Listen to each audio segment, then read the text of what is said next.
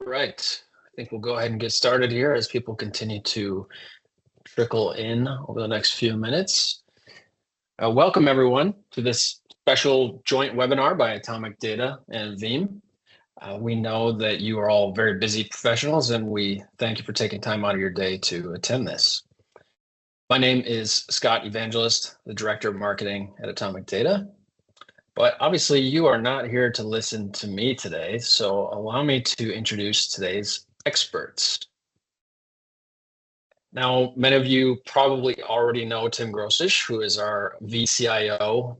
In addition to being a 14-year Atomic Data veteran, Tim is really a brilliant and respected IT strategist and business continuity expert, and we are very lucky to have him on the call today. So welcome, Tim. Thank you, Scott. We also have Kirsten Stoner, who is a technologist on the product strategy team at Veeam Software. With almost 10 years of software experience, Kirsten has a specialized focus in all things data management, including storage, cloud, IT security, and analytics. And thank you, Kirsten, for being here. Yeah, thanks for having me. All right, so with that, let's dive into today's session, which is really intended to help you take the threat out of ransomware. Excuse me. So first up, we will share some of the attack trends we're seeing across the many industries we serve, and some of the things we're on the lookout for in 2025 as it relates to novel attacks. Then we'll take a look at a high level at the steps that really everyone should be taking to prevent attacks in the first place on your organization. Third, we'll get into some ways that a business can recover more quickly from these attacks and cyber events. And then we'll take some time for a Q&A at the end, as well as some closing thoughts.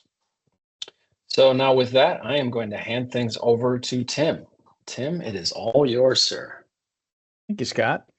Good morning, everyone. Thank you again for taking time out of your busy days to go through this journey. And this is quite a journey we have for what the world is turning into. We are seeing a whole lot of new attacks that are relevant, that are showing up today and are going to continue to show up as we march through the rest of this decade. We're seeing AI-enhanced ransomware. Apparently, it's good for more than just summarizing email and drawing bad pictures of hands.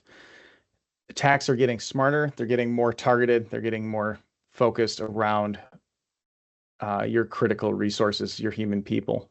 We are seeing ransomware targeting vendor infrastructure. And by vendor infrastructure, I'm referring to your SaaS providers, your cloud service providers.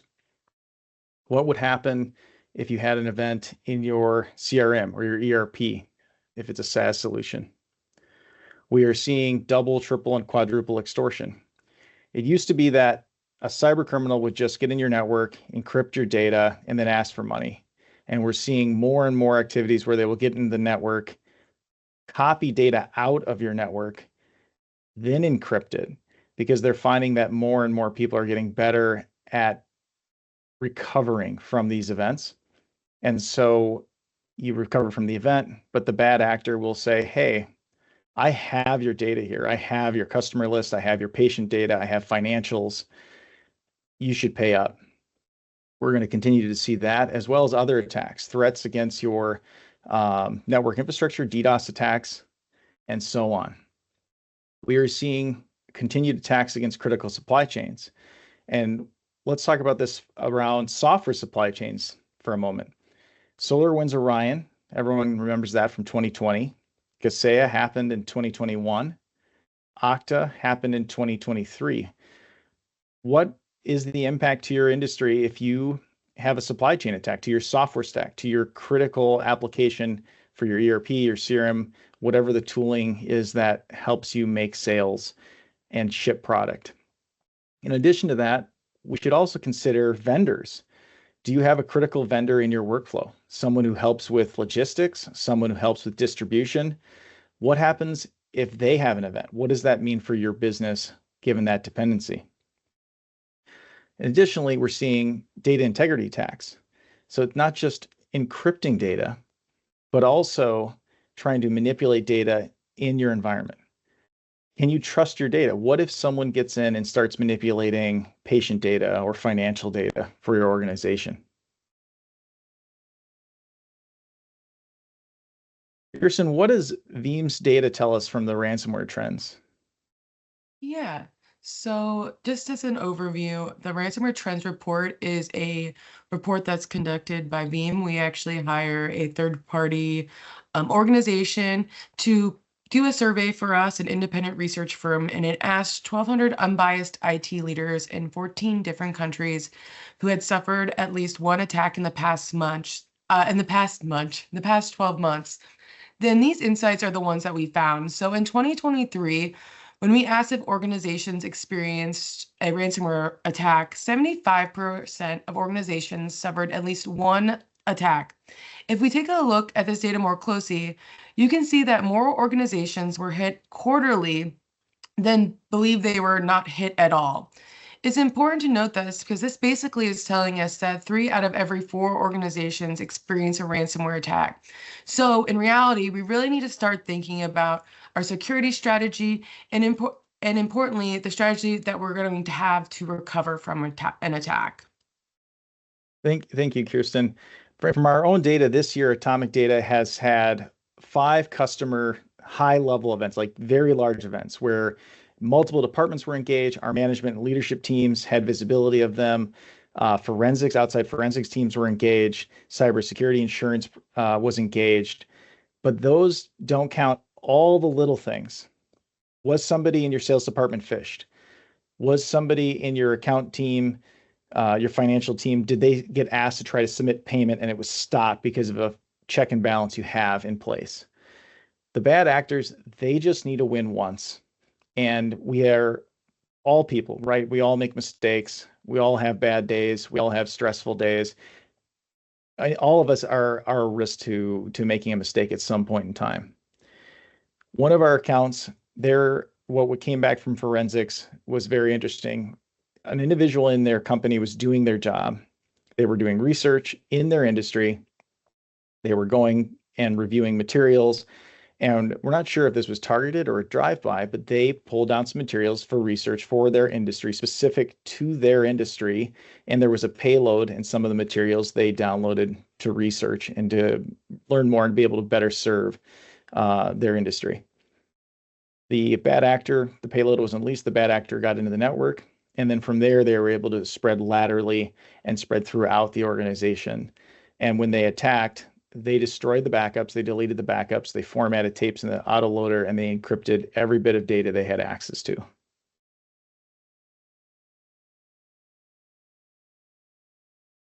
So Kirsten, what can you tell us from the ransomware events of what data has been impacted and affected? Yeah, so we have found that, 41% of data was successfully affected. So this basically means that almost half the data that these companies rely on was affected. And if you think about this even further, that means 2 out of 5 pieces of your data that your company relies on, including, databases, sensitive files, or email accounts, are lost in the average attack. So you were mentioning, Tim, about how it's spread laterally. So is this something that, is this something you're able to afford if your data is lost? And this is just one more reason why we really need to think about this and come up with a great strategy moving forward. Yeah, we saw this also in our data that for our customers that had major events where they had a major incident, that not all of their data was affected, that there was some siloing of data. For example, if they were using a SaaS CRM or a SaaS ERP, in the scenarios we saw this year so far, those chunks of data were not impacted. And so this, I think, slide really highlights the importance of having many layers in your network and trying to segment who has access to what, so that if one team is impacted, it really is reduced for how much data is impacted elsewhere in your business. Kirsten, what can you tell us about recovery attempts and what was it recovered? Yeah, so with 41% of the data being affected, how much data was actually able to be recovered from a backup, right? So luckily, 25% of respondents said that they were almost able to recover all their data. So that means that they were really hardening their backup infrastructure, making sure that their backup repositories was safe from being accessible from the internet, right? With 35%, we're saying that they were almost able to recover almost half of their data. So when we actually think about this, some people were able to recover more than half of their data, but 42% of organizations were not able to get most of their data back. So that's something we really need to consider. Once again, it's like, yeah, were you able to recover it? Were you not able to recover it? But in reality, 42% is still a really big number, right? Yeah, not everyone was able to get data back in the ideal path either. Some people were stuck with older backups. Some people actually went back to paper records. Some people actually negotiated and paid a ransom. So Kirsten, what can you tell us? There's a lot going on in this slide. Yeah. So when we think about disaster recovery planning, we always think about, the traditional disasters, software outages, hardware outages, natural disasters. But when asking organizations, what's the most common and most impactful outage, a cybersecurity event is the most common and impactful outage. And this is the fourth year in a row that this is the most impactful, right? So when we think about creating a disaster recovery plan, not only do we need to consider these I always say kind of traditional outages, but we also need to make sure that we're including a cybersecurity event within our planning process, so we know which steps to take in case that were to happen as well.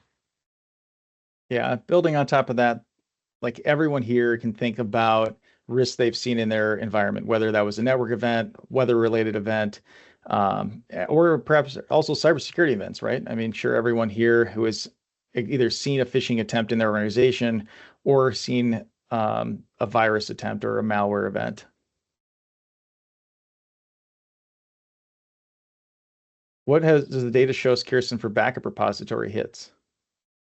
Yeah, so we found that backup repositories were targeted in 96% of the attacks.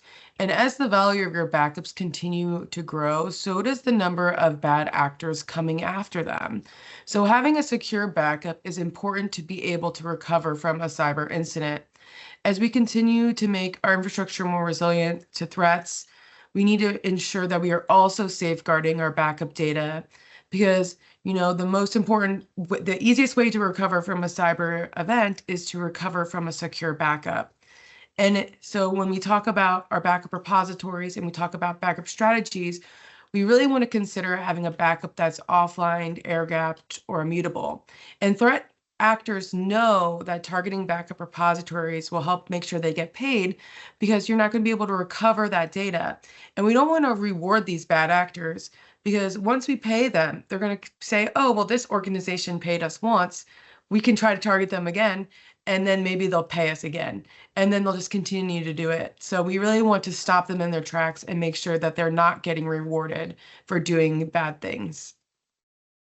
Yes, and the events we had, the major events we saw with our clients this year, and all of them backups were targeted. One account we saw backups actually deleted, but in the others we have logging data and saw that there were security attacks. There were attacks and attempts to get into the backup data to destroy the data.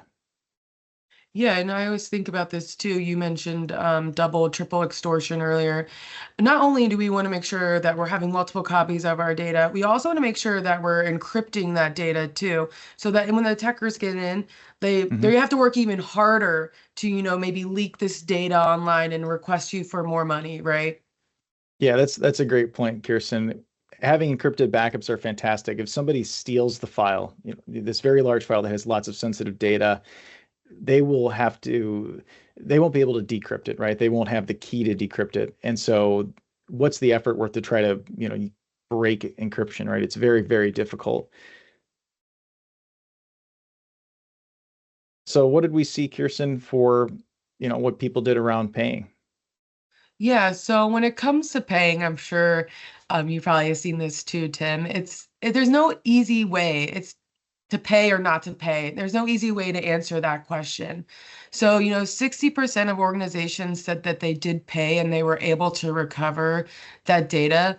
But you could also see that 24% said that they paid, but they still weren't able to recover that data. And so that's really the worst case scenario.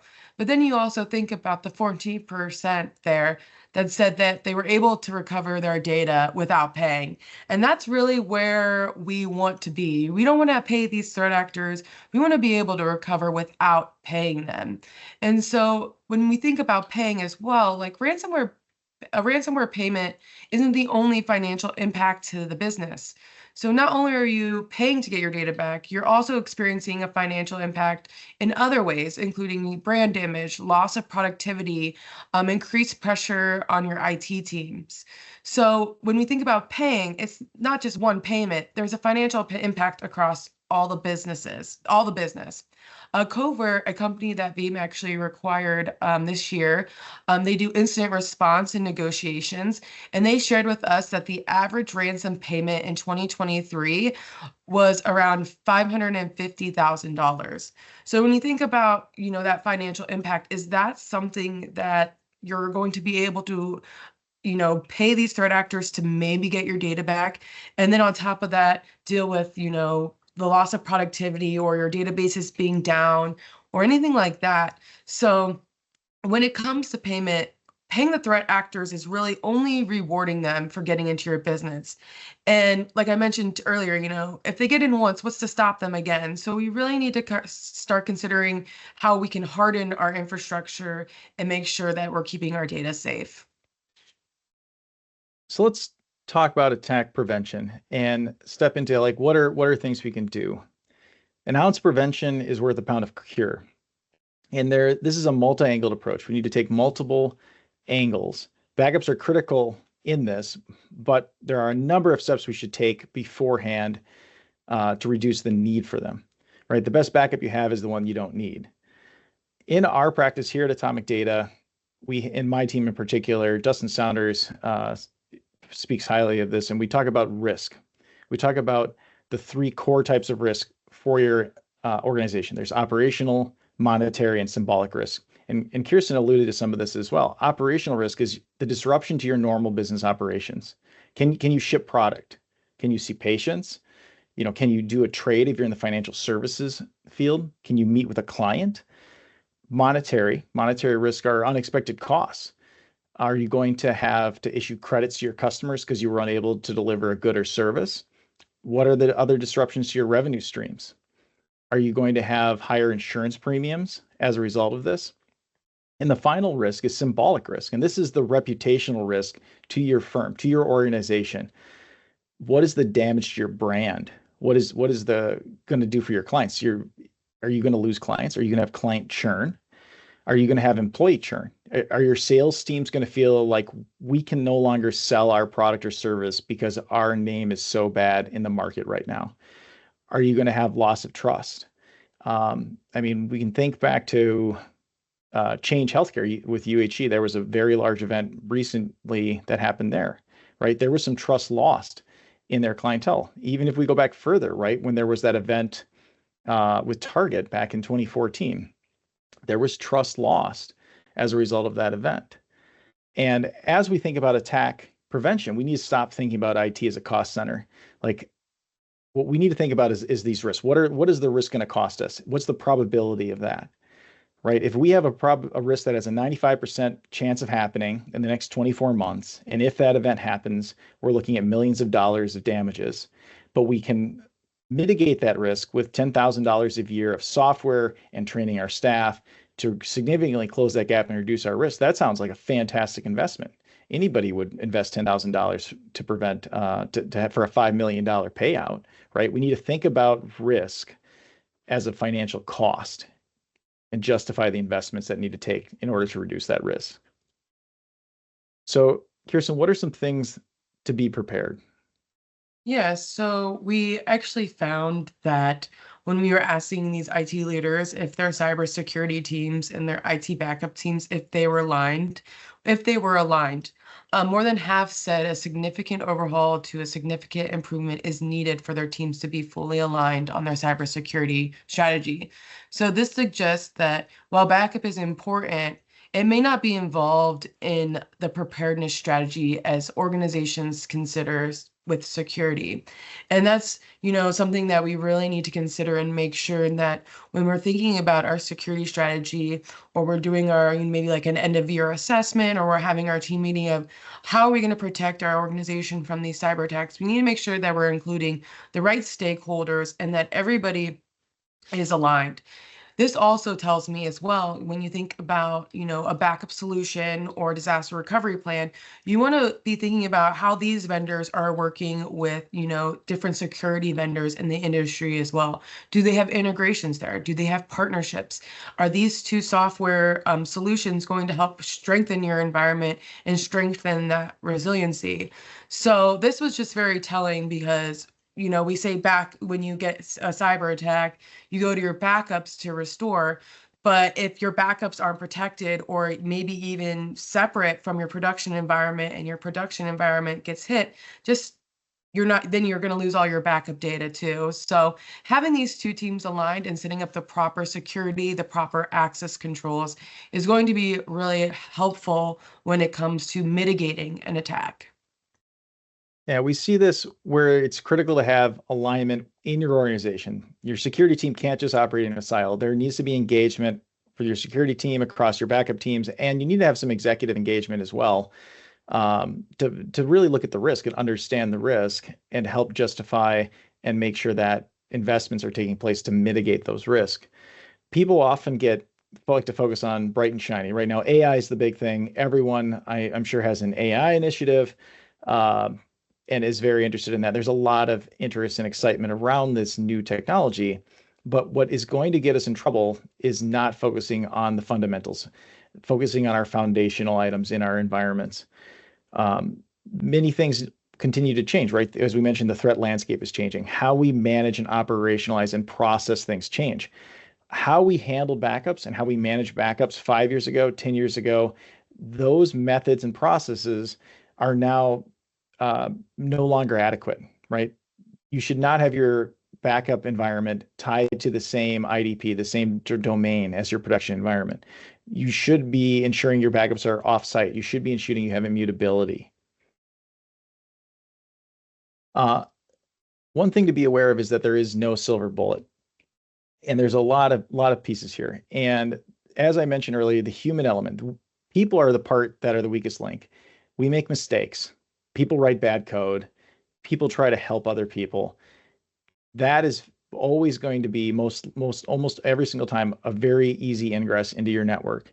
And we need to always be thinking about defense in depth, availability, integrity, and confidentiality. Like, how do we put as many layers in between us and a cyber criminal so we can detect things as soon as we can?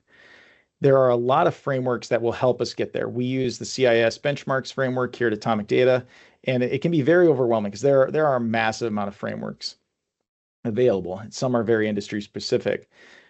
We centered our practices around the CIS benchmarks because they're public, they're easy to use, and they hit all the core things that are going to show up in your environment. So the CIS security controls can be a bit overwhelming. There's 153 safeguards, there's 18 controls, and they're divided into 13 groups. And there's a lot here. It can be very, very overwhelming. So what we like to do is start our clients that are on this journey, right? We mentioned crawl, walk, run. We're on this journey. Start with the things that get us the highest amount of return on investment for mitigating risk. And the thing that is often very surprising is many of those things are not really expensive pieces of software. They're things like, do you know what's on your network? Do you have an inventory of what systems and software is in use? Do you have really good onboarding and offboarding practices, right? Do you disable accounts when someone leaves your organization? Do you use role-based access control as much as you can? Does someone in your C-suite or an intern, do they have access to administrative areas of your environment? Could they log into your backup system, right? There's no reason why someone in either of those roles should have access to your backup infrastructure from a network perspective, or have a credential that can even log into it. Are you leveraging modern protocols and ciphers? A lot of software is configured for backwards compatibility. Most of the time people don't need it, but they go with the defaults. From talking to Sean Farman, one of our security experts, he said it's frequently when he works with vendors for pen testing against our clients, that is very frequently one of the things that comes up. That's just basic hygiene. It's brushing your teeth twice a day, flossing. Are you doing continuous monitoring through leveraging security tools, leveraging advanced monitoring tools that Veeam provides for their own software? These things are very, very straightforward. They build incrementally. Everything builds incrementally. So now that we've talked about how we can prevent this, let's talk a little bit about how do we recover? What do we do when bad things happen? Kirsten, can you please elaborate what we've got going on here? Yeah, so really it's the perfect storm of complexity and threats, right? Data is the lifeblood of businesses today, and businesses are not only generating more data, but they're also, some of them, depending on the industry, are required to retain data for longer.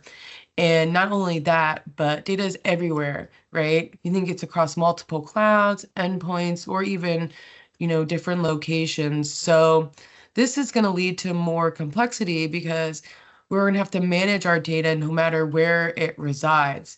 And not only that, but we're going to want to ensure that the same strategies are in place everywhere it lies. So if we have, maybe we have, 20 endpoints on site, maybe we have a couple SaaS applications we're running, maybe we're storing data in object storage or something like that. We're going to want to make sure that we're managing security, access, encryption, and protection, no matter where that data is. So it's could be a more complex environment. Data is really everywhere. And then when we think about, using, multiple clouds and things like that, we don't want to have a heavy reliance on a single vendor. I think sometimes about like earlier this year, the whole CrowdStrike incident, right? Everybody was using CrowdStrike. And, we don't want to rely on just one vendor and then be locked in to that vendor. And it's also really important to consider too, if one of your vendors, maybe they have a vulnerability and they don't tell you and or they don't send out a patch and then if something happens to your data, you're going to have to go back to that vendor and be like, well, I can't use you anymore because I got encrypted and now I have to pay this ransom, and they need to be responsible for that. And we need to also tell them that it's not okay that they're unreliable. So we don't want to have, reliance on a single vendor. And it's important that we also have data that is portable. So when we need to be moving our data around, it can be moved between different applications or platforms. And on top of that, ransomware complexity and sophistication has increased. So it's making it more common to experience an attack. At Veeam, we always say, it's not a matter of if, but it's a matter of when. And the data that we showed you guys earlier really just demonstrated that, with 75% of organizations being hit within a year, and some of those organizations even being hit once a quarter, right? That would be worst case scenario. Talk about a horrible year, getting hit with a ransomware attack every quarter. So we really want to start considering, what can we do to combat these challenges and harden our infrastructure so that we can stay resilient. Thank you, Kirsten. At Atomic, we often talk about things as a journey. There's a crawl, walk, run methodology to everything, whether that's security, whether that's your operational pieces, your automation, backup and recovery, implementing CIS benchmarks. And it's not something that happens overnight, right? Continuous improvement is important. We need to do constantly being better than who we were the day before. We need to be better this year than we were last year. And a cycle of continuous improvement and investing appropriately in our organizations will help us get there. So if we look at various things from just backups, right? You have backups, we don't validate them, we don't have an offsite copy, right? That's a very crawl stage. I still occasionally run into customers that do not protect data. The most one that floats up to the top is Microsoft 365. Microsoft doesn't protect that data. That is totally and fully on the company that's consuming that as a platform. For customers that are a little bit further along the journey, in addition to having jobs, we have offsite copies. We're monitoring. We know when we have good backups. We are encrypting our backups. we have offsite copies, we have immutability. And in our run phases, we have more than one immutable copy. We have automated testing. We know our backups are good. We trust our backups. And our most critical data, we are doing continuous data protection. Likewise, for the other areas of responding to recoveries for business continuity, disaster recovery, when we get to the run phase, our teams, our staff, our technical resources need to approach a ransomware event as if it's very common, as if it's as simple as a password reset.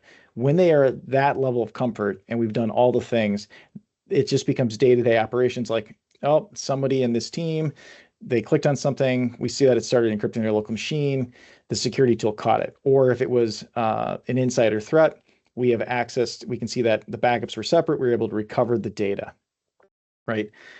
It's all about making forward progress and improving things. And everyone has a place where they start. And let's talk a little bit more about this with Veeam and their best practices. Kirsten? Yeah, so we always talk about, the data protection zip code, right? 32110 rule. And if you're not familiar with this rule, it's 3 different copies on 2 different media, 1 copy off-site. And then with Veeam, we added, 1 copy that's offline, air-gapped, or immutable, and then 0 errors after backup. So making sure that you're able to recover that data with recoverability verification. And then if additionally, with Veeam, we can, do immutability from start to finish. You can do immutability to a hardened repository, a Linux box on premises, and then you could also send your data, a copy of data to object storage to the cloud using immutability with S3 Object Lock or Azure Object Lock, Azure Blob, things like that, right? Even with our service providers, we offer them an extra layer that they can use with the insider protection. So making sure that if anything were deleted on site, that doesn't get deleted from their infrastructure, they have to go in and say and manually approve that deletion. So giving you that, 3 eyes, that 4 eyes verification, so nothing's getting, deleted that you don't know about or that shouldn't be deleted. And it's really important when we think about having multiple copies of our data. We talked about earlier about how ransomware, these actors are, targeting our backup repositories, right? So if you're only storing your data in one place and that backup repository gets, encrypted, or they go in there and delete all that data, what are you going to do then, And for some organizations, that means that, it's end of business for them and they are not able to actually financially recover from that incident. So really having multiple copies is very important because it safeguards you from what if one thing happens to that one copy, you still have 2 extra copies. What if, something happens to, the 2 copies, then you have 1 copy that's offline on a tape somewhere, or in an immutable object storage. So it's really important to think about this and start implementing it in some way in your environment. Thanks, Kirsten. And I can echo that for customers that we have in our BAS product, our backup as a service product. As customers refresh their environments, or if they are moving to our product offering from another vendor, for example, we are talking about these items and very strongly looking at implementing immutable backups from the start in their local environments. It's a great time to make those changes. We have customers. I've got one large customer that has a very large VMware environment that is a primary site, a second and secondary site, and they have immutable backups end to end because of their requirements. They actually use nothing but Linux immutable repositories. They need to retain as much control over their data as possible per their own controls. And so they do the entire thing in-house today using what Veeam has given us through Linux immutable repositories. Kirsten, you can tell us more. So, for data to really achieve data resilience, it's more than just backup, right? Backup is the foundation of data protection, right? But it's also about data recovery, being able to make sure that your backups are recoverable, doing testing, right? Or even thinking about it, how fast can you recover that data? Things like instant VM recovery, you're able to, restore a backup right from the backup file within, 5 minutes or so. So you're able to, get back up and running. Or when you think about data recovery, being able to restore to, maybe the public cloud for the time being, because, or a service provider, because if your main site goes down, you're not going to be able to restore back into production, right? You may have to restore somewhere else so you can get back up and running quicker, so you can have less downtime and less, uh, data loss, less employees not being able to work and things like that. And that really leads into the data freedom part, right? Being able to move your data where you need to and being able to restore and access that data as well. But like we mentioned earlier, it's really important for a backup solution to also have some cybersecurity alignments, some cybersecurity partners. So when we think about what are some of the security things? Maybe doing an extra inline scanning on that backup data before you store it on the backup repository, right? So in reality, I always think, if the backup is, detecting the security first, there's probably some bigger issues in the front end of the house, right? But it's always good to have that option, right? So if, we're not backing up encrypted or bad data, that's also going to affect our repositories. We're making sure that we're detecting that as we see it come in. Also, when we think about restoring as well, with data security, doing, an antivirus scan potentially before we restore back into the environment. That's another security feature that you can do, or even, restoring into an isolated environment, so that you can perform the correct forensic analysis on that data, and see, what type of ransomware it is, or find those file extensions, or seeing, how this maybe potentially got into our environment, and doing some extra forensics like that. And then lastly, data intelligence. We talked about this earlier, AI is, top of mind along with security. I feel like within the last year and a half, it just exploded. And now every conference I go to, we talk about AI and data intelligence, right? So Veeam is working very hard to include this intelligence within our platform. Actually, right now, we currently have a, best practices analyzer within Veeam Backup and Replication. So if you're worried about, is my environment secure, you can easily run this data security and compliance analyzer within your environment, and it will tell you, hey, we noticed that your backup infrastructure is domain joined. Maybe that's good for your, business. Maybe you need to have that. But for other businesses, it's like, okay, let's remove this from the domain because it doesn't need to be on the domain. And it will check these common, security practices, best practices and guidelines. So you can actually go in and read through them all and be like, okay, like we can implement this easily. We can implement this easy. And you can make sure that you're hardening your infrastructure. Not only that, we have the Veeam AI assistant as well, really, making our product more usable for our customers and our users. So you can ask it questions like, hey, is my backup job set up correctly? Or, hey, how many, restore points do I have on disk, or something like that. So making it a little bit more user friendly, so you get more use out of the product. So this is really what's going to help power data resilience, because it's empowering our users to protect their data better. Thanks, Kirsten.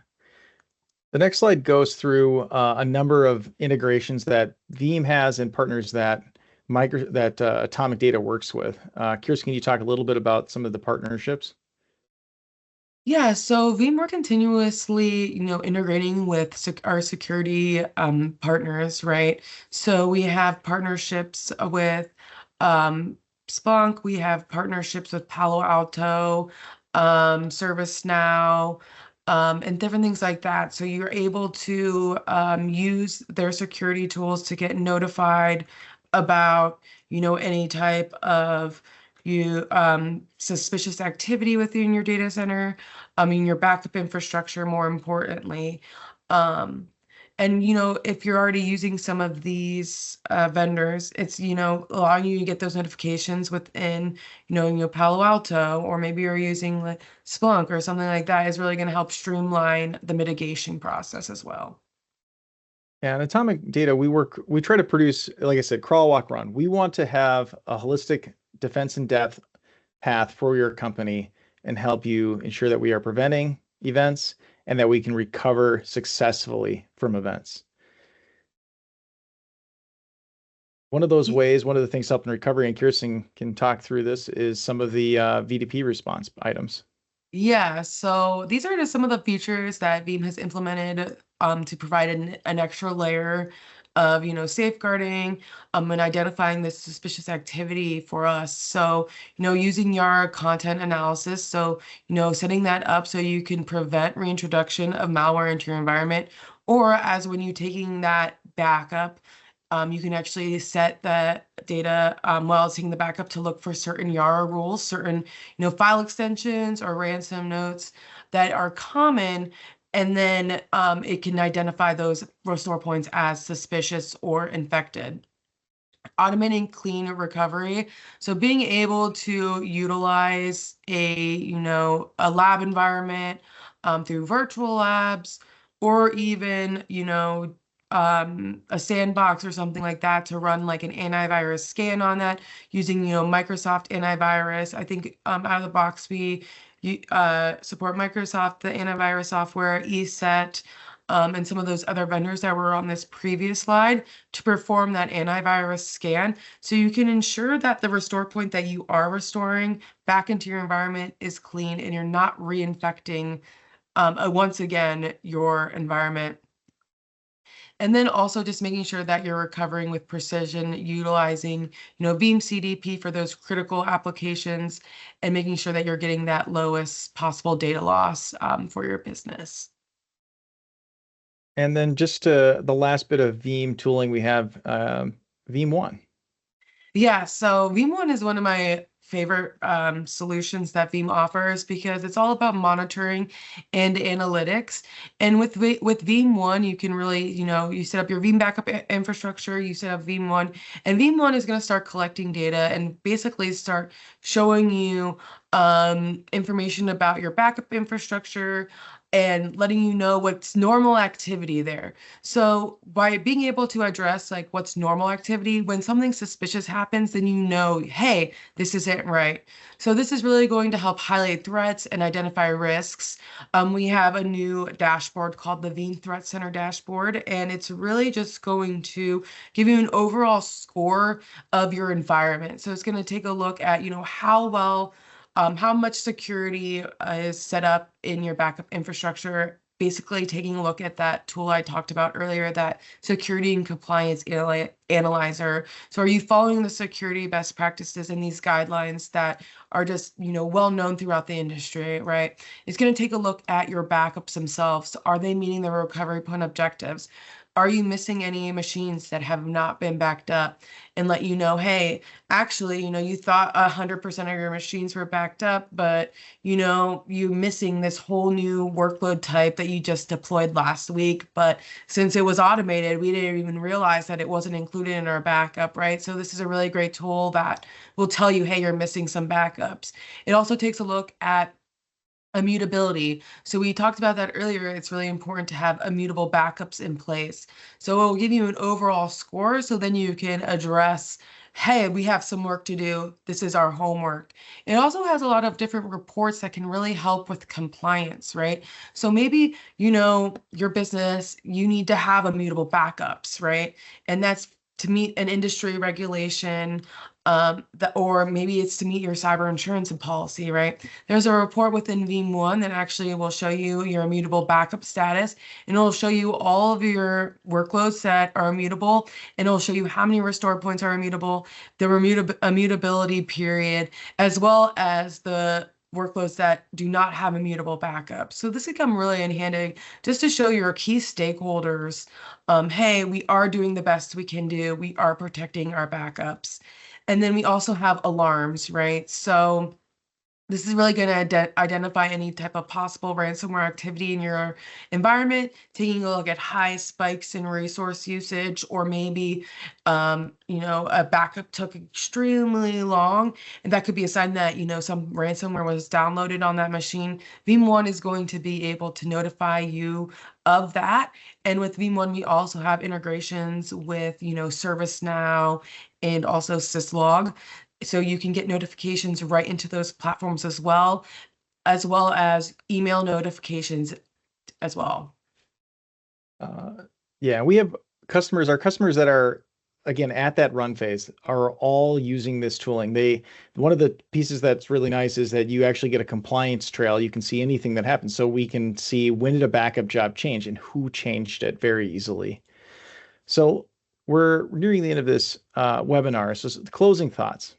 So if you take anything from this, the top takeaways of our time together here is preventative measures, doing things with CIS benchmarks, training your staff, taking small steps. These things will significantly reduce how bad the situation is when you experience a ransomware event, and it will be a win, not an if. Second, following the 3-2-1-1-0 rule and ensuring that you have backups that are routinely tested, right? Good hygiene in your backups is going to give you options. Veeam is fantastic at providing us options in recovery with their ability to restore to many different places.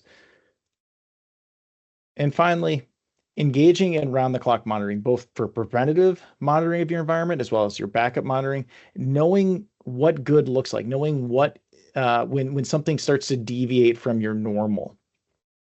At this point, this is a link to lessons from the 2024 attacks and some of the top 6 best practices for ransomware resilience. And we're going to take some questions. I see one here in the chat. Kirsten, I'll let you take this. So M365's Defender portal is more just for monitoring traffic than a security solution for exchange, information, data, etc., based in Microsoft. Yeah, you can definitely use that Defender portal for, monitoring traffic, and it's definitely going to help you, identify any type of, activity there. I don't typically use I don't normally handle, the back end of our Microsoft 365 database here. So I only really can say what I've seen in my brief knowledge of that. But that seems like it can do much more and help you with that monitoring of that traffic. Other things, as we prepared together, as Kirsten and I prepared for this, was one of the questions came up about risk and how does this risk compare to disaster recovery? And for every IT professional I have ever spoken with, every executive I've ever spoken with, many people spend a lot of money on disaster recovery. But when we ask the question, how many people have actually executed an event, not a test event, but actually an event because of a catastrophic event, perhaps there was a fire, flood, natural disaster. And then we ask the question, how many of you have had a security incident or at least had somebody phished or know of someone who's had a ransomware event? And that result alone should make it very clear that if we have to choose between where we're going to see the greatest risk, it's going to be about ransomware, not your building burning down at this stage. Like we still need a plan for that risk. So don't get me wrong, but good hygiene, especially backup hygiene, will also help you with that. Having an offsite copy of your data will give you a way to recover. Kirsten, one of the things we discussed was how can I get immutable backups, quickly and easily? Yeah, so we always say too, we have the hardened Linux repository that uses like single-use credentials, and not everybody might be a Linux expert though, right? So you might need a little bit of help getting that, deployed or started. So that's always an option for you. We are thinking about doing like a Linux hardened ISO that makes it a little bit easier to set up. But besides that, if Linux isn't your expertise or your area that you're super familiar with, there's always object storage. And object storage is really going to help, make sure that you get that immutability set up easily and efficiently. And then lastly, like I mentioned in one of the last slides, once you have that immutability and you implement that within your backup infrastructure, use one of these reports just to double check. There's no harm in double checking now, right? Like if you think about, when it comes to ransomware and you thought you set it up and you did it, that's going to be even worse, right? So utilizing, that immutability reports and making sure that immutability is set up, no one's changed the immutability time period, are all things that Veeam 1 is really going to help give you visibility into. Thanks, Kirsten. If we have any more questions, please put them in the chat. The other thing I wanted to, I guess, bring up is recognize that there are some high-risk timelines within the calendar year for when ransomware events happen. We have a number of U.S. holidays that only exist here in the United States. Thanksgiving is here around the corner, but we also have Memorial Day, the 4th of July, and Labor Day. And we have seen this with our clients where an event took place this summer for one account, happened right before the 4th of July holiday. Kaseya's event in 2021 also happened right before the 4th of July holiday. The cyber criminals know and recognize that there are decreased staffing across all layers of many companies during holidays. People are with their families, and they are actually wanting that. There's less people that can react if something is starting to smell funny or go wrong. And I guess I'll just close that, this is a journey, and every person is going to be at a different spot of this journey. And Atomic Data, we can help you through this journey. It's not something that we're going to be able to turn around overnight, but through continuous improvement, as we crawl, walk, and run, we can help you get to a place that will significantly mitigate your risk and survive a ransomware event with Veeam software.